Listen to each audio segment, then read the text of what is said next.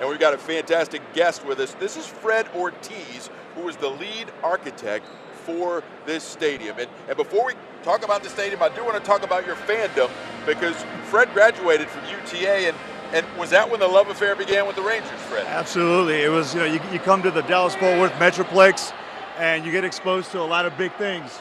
And Major League Baseball was one of those. Old Turnpike Stadium was my first Major League Baseball game. And man, there was something about coming through the vomitory and seeing the white uniforms on the green grass, on the western setting sun, and it was like such a vivid memory that I still carry that today. Did you know at that moment you wanted to design stadiums?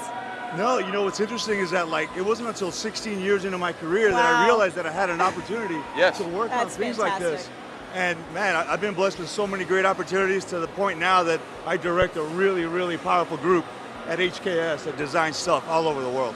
Some people may forget. Joe and I haven't forgotten, because we were lucky enough to be here, but this is the second World Series that your stadium has hosted. Some folks are going, what? Yeah. In 2020, during the pandemic, this was the site, the neutral site that hosted a World Series. It was, 25% capacity then? Yeah. So what does it feel like to have a World Series at this capacity, and it's your Texas Rangers? It's amazing.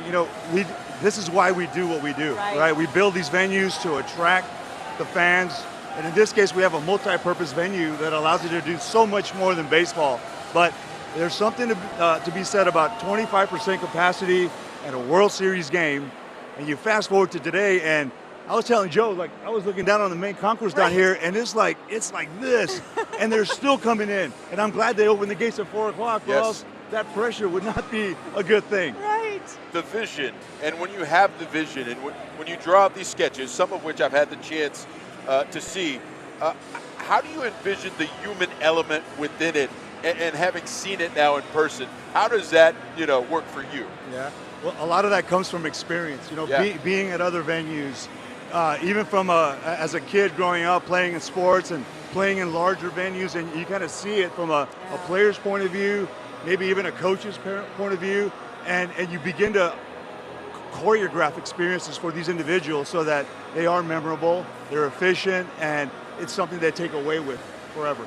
It is really the coolest thing. And listen, I know you're from El Paso. It's a long way from El Paso. Yeah. You have done great things with this stadium. Absolutely. And I want to point out, you're wearing a very special scarf. This is the giveaway tonight. Yeah, it's super exciting. That's what a lot of folks around here are wearing. Yeah. It's got the World Series logo on it. So Fred, congratulations. What a thrill this must be. Yes, thank you so much for having me. Yes. And I guess you guys will be here for, only 4 games?